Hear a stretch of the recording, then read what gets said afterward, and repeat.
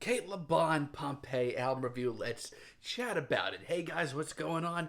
John here from What's Spinning here, and I chat about this latest album from Cate Welsh singer-songwriter. She has been at it for a few years now, and her music has always been something that's intrigued me. Around the time of her debut, Me Oh My, I caught wind of her mostly because I love the artwork on this thing, and I enjoyed it. Matter of fact, some of my favorite tracks she's ever put out are on that album, like Chewing the Bones and Terror of the Man. But it was with her follow-up album, Cirque, that really kind of got me rolling with her sound. It was a little bit more of a straightforward release. As a matter of fact, her next few albums were a little more straightforward. But while her instrumentals became more and more straightforward, her quirky personality, her odd observations are what really kept me around. By the time we got to Mug Museum and Crab Day, honestly, Cate was putting out more of her playful material. I mean, it's not a sound that has always been for everyone. I totally get if you're not into her music. I get it, but I've always kind of enjoyed it from a distance. And in 2019, with her Reward album, I thought she was putting out some of her more straightforward work than ever, at least her more accessible work. It seemed like that was the path that she was going down. Which leads me to this new album. And leading up to this album with this string of singles that she's been putting out, it's been kind of obvious that all bets are completely off with these things. I mean, honestly, I thought that Cate was going for a more straightforward sound, but clearly this album is not that. The album starts off with Dirt on the Bed. It's a track that really has grown on me quite a bit. I wasn't that into it at first, but it's grown on me. And it really does get you in the mood to listen to the rest of this album. It's genuinely freakish and weird at times. Like, I love how odd this instrumental is and just how genuinely off-kilter Cate's performance is on this track. But like so many other great artists in this range, it's lyrics here that really keep me satisfied. It is a feast for the odd and the quirky. And listen, this album is not an easy listen. Not in the slightest. It is pretty out there. But like I said, it is an absolute feast for odd. Then we have Moderation, which on the other hand is probably the most accessible track here. It's one of the best tracks here. Hell, it's one of the best tracks that Cate has put out in years. I love this thing.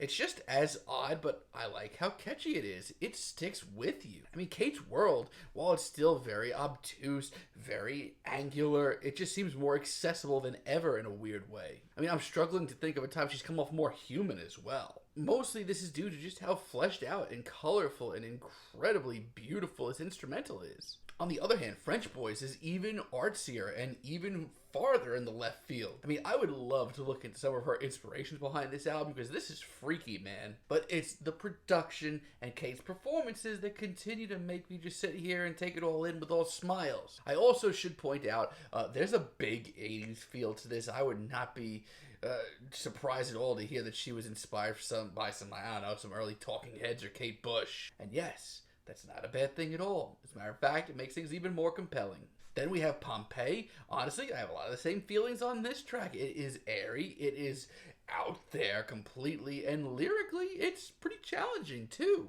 But I love how charismatic her performance is, and I love how this track just seems to change and evolve around her. And Harbour is pretty great as well. It sounds like an old school, off-kilter 80s pop tune, one that would have been left under the radar but warped. It's simultaneously really warm and inviting and colorful, but also genuinely freakish. Like, it's also super catchy. Like, if you're interested in the weirder side of art pop and are looking for a good gateway album, this may be the one to try out. Here's the issue, though.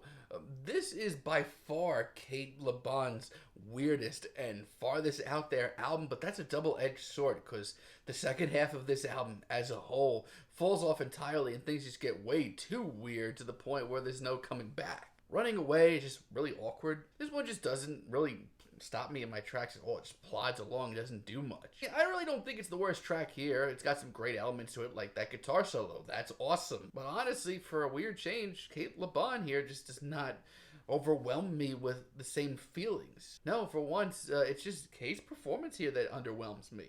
Cry Me Old Trouble, it's been one of my least favorite tracks since it dropped as a single. This track is just not nearly as up to snuff as the rest of this album. It's so drawn out. It is so boring. I am like 2 minutes in and I feel like I've taken nothing from this track. Not only that, but it feels like Cate is running out of ideas, and that's sad. There's no middle ground with this album. It started off so sharp, so fresh, and so inviting for Cate Le Bon, but now here we are, it's the bottom of the barrel. Remembering Me, I have a lot of different issues with. I actually really like the rigid instrumental here, and Cate's performance is pretty solid as well, but for some reason, they clash. They clash hard. They sound like they were going in two separate directions to two different okay tracks. Between the off-kilter instrumental and Cate's very oddball performance on this track just does not mesh. Once again, there are some cool instrumental moments. Love that hazy guitar solo once again, but this track is just not where I want to hear Cate Le Bon's music. And Wheel as a finale is just not where I want to hear her. Like, this just seems so entry-level weird